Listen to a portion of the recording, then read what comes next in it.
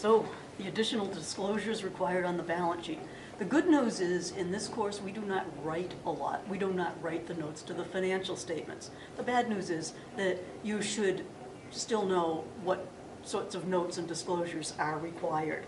So the objective of financial reporting, the information should be useful, and so we go back to the qualitative characteristics so we don't forget Chapter 2. The information in numbers and words should be relevant and faithfully represent what actually happened, the economic reality of the company. So we have a bunch of supplemental disclosures that are required, and these are your 4 basic categories. So let's start with the contingencies. You've got some situation now, somebody has slipped on a banana peel, they may sue you, you can estimate the amount and it's probable you're going to have to pay. That's a contingent liability. That would be put onto the, you do a regular journal entry and that would end up as a liability on the balance sheet. So contingencies, something is uncertain. It could be a good thing. You could be getting a lawsuit settlement, but you haven't gotten it yet and you're not sure of the exact amount. That would be another example of a contingency. So you're waiting for something in the future to happen.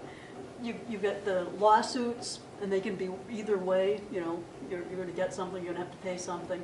Your environmental contingencies, maybe the EPA is looking into something awful your company did, and you're probably going to have to remediate. Yeah, I mean, think Columbia Gas. Tax-related, and then you've got various, you don't want to get into the governmental investigations, but that does happen, and so these do have to get reported and described in detail in the notes to the financial statements. Okay, the next category of items of disclosures, you get all your accounting policies, what methods and assumptions are you using to account for everything. This lets an analyst or user of the financial statement know what you're doing compared to some other company they might be comparing you with. So you have to specify all of your revenue recognition, all of these various policies that you have, which makes sense if you think about it. Okay, the next category of disclosures would be your contractual situations. The book doesn't mention purchase commitments, but that's a pretty important one. But basically, if you've got contracts and commitments, you need to describe to the users of the financial statement what's involved in that.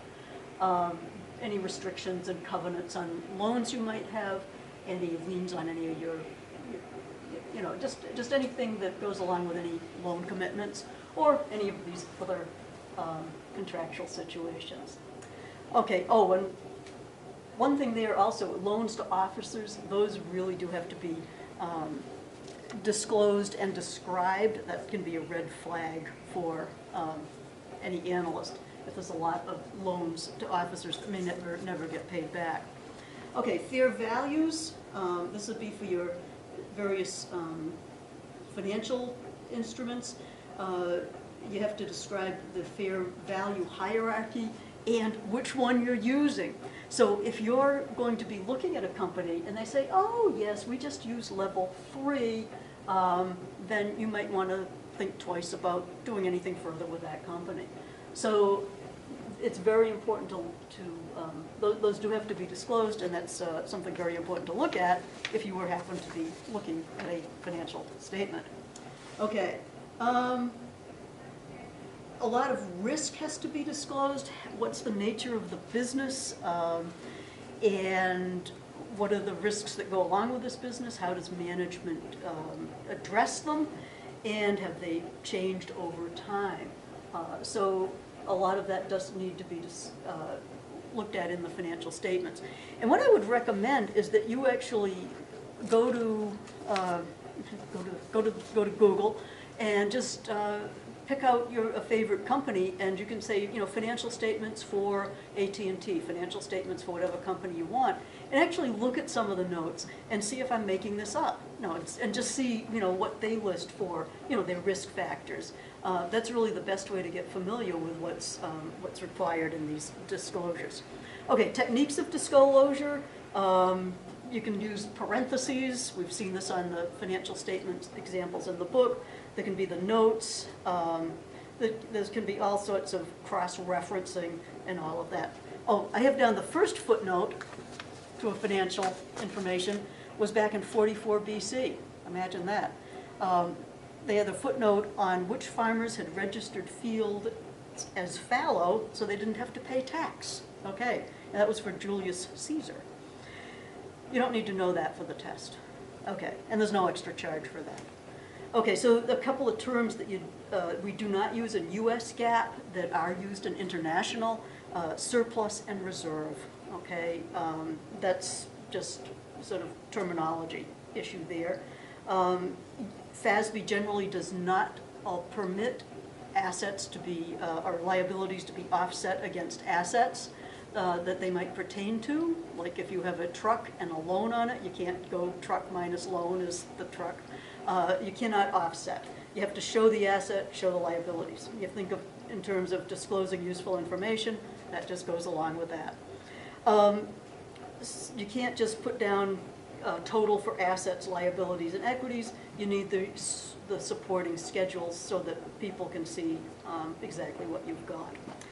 Okay, and I think I mentioned at the beginning of the chapter, the international standards do things differently. You can look at the example of their financial statement, and there's lots of different terminology that they use that is not permitted in US GAAP. Hopefully at some point that will all converge, but it hasn't happened yet. Okay, so do a lot of balance sheets. Do at least the homework, do more if you need to. You really can't do enough to practice how to get the balance sheet right. Okay.